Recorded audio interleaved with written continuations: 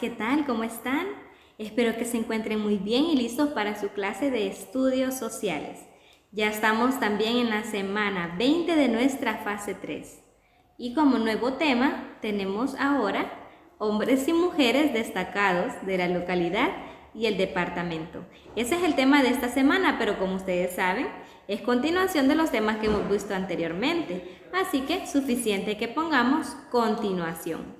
Pero si usted lo quiere poner completo, hombres y mujeres destacados, está muy bien también, no hay ningún problema. Y vamos a dar inicio con la actividad número 1 que dice así. Vamos juntos leyendo siempre. ¿Sabes de qué manera se puede obtener información sobre algún tema de una persona o grupo de personas? Hay dos técnicas que ayudan mucho para obtener información de primera mano sobre un tema. Es decir, obtener información directamente de una persona o grupo de personas. Nos referimos a la entrevista y a la encuesta. Al realizar una entrevista se puede obtener información relevante sobre acontecimientos de la vida y las opiniones de la persona. Esto es importante sobre todo cuando queremos conocer lo que ha hecho o hace y lo que piensa una persona que se considera destacada. En una entrevista una persona hace preguntas a otra y ésta le responde. Los temas de la entrevista pueden ser variados. Por ejemplo, pueden ser entrevistas sobre educación, sobre ciencia, cultura, entre otros.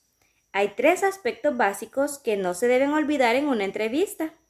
Por ejemplo, el título o tema que trata la entrevista, una breve presentación del personaje que se entrevista y claro, ¿verdad? Las preguntas y las respuestas que no deben faltar. Ahora, con ayuda de un familiar vamos a escribir en el cuaderno algunos ejemplos en donde utilizamos la entrevista. Podemos poner cuando nosotros estamos hablando con un maestro, ¿verdad? Algo sencillo, pero le empezamos a hacer una entrevista al maestro, por ejemplo, ¿cuál es su nombre completo? ¿Cuál es su edad? ¿Qué es lo que más le gusta hacer en sus tiempos libres? Hablando con personas así, ¿verdad? Que son muy cercanas a nosotros. Eso puede ser un ejemplo de encuesta. Ahora vamos ya con el desarrollo. Vamos a ver, dice, actividad 2. Vamos a realizar en el cuaderno las actividades que se nos presentan a continuación. Primero vamos a leer la información y vamos a responder las preguntas que aparecen después. La encuesta consiste en aplicar un cuestionario. Ustedes saben que un cuestionario es una serie de preguntas a un grupo de personas para obtener información sobre un tema. Entonces tenemos que comprender que la encuesta es para varias personas. La información obtenida se da a conocer por medio de un reporte que consta de introducción, donde decimos nosotros ahí qué es lo que vamos a hacer, ¿verdad? Lo que se va a presentar en ese informe.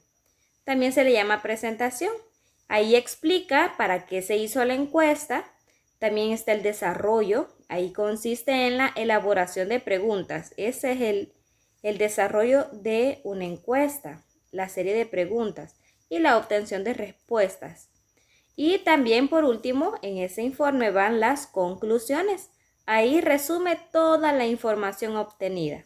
Entonces debe quedar claro que para una encuesta y presentar ya la información se necesita una introducción, se necesita el desarrollo y también las conclusiones. 3 partes para presentar ya la encuesta finalizada. Luego una encuesta se realiza haciendo una serie de preguntas. Estas pueden ser abiertas, también pueden ser cerradas.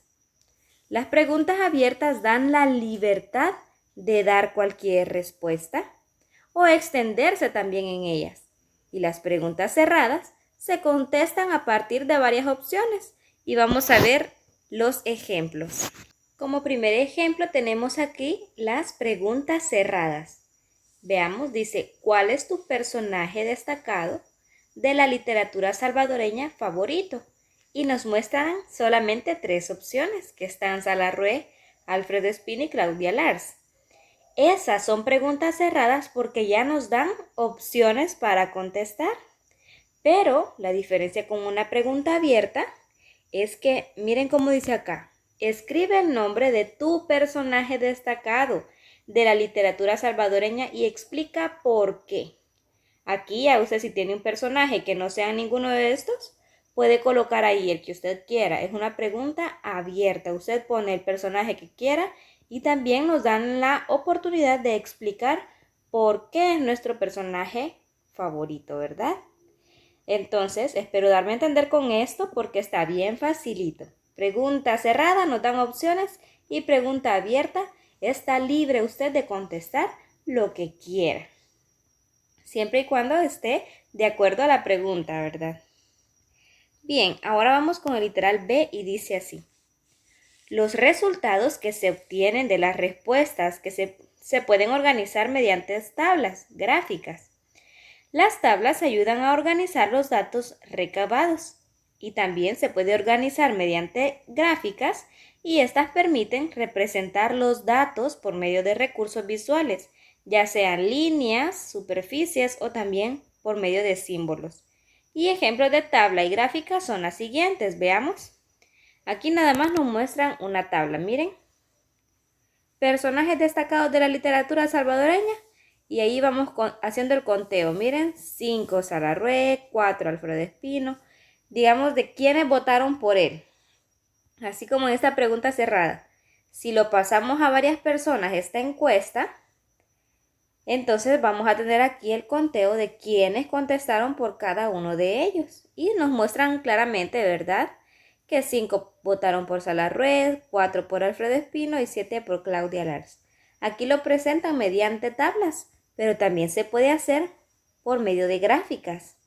Personajes destacados de la literatura salvadoreña. Y ahí podemos ver también el conteo, el mismo que está en esta tabla, pero de manera elaborada en una gráfica, manera visual. Y ahí están los dos tipos de organizar la información. Ahora vamos a responder en el cuaderno las siguientes preguntas. La primera dice, ¿qué son las encuestas? Ya leímos que son una serie de preguntas que se le pasan a muchas personas. Ahora, ¿qué tipo de preguntas se hacen en una encuesta? Pueden ser preguntas abiertas y preguntas cerradas. Por último, ¿para qué se usan las tablas y las gráficas? Ya les dije, ¿verdad?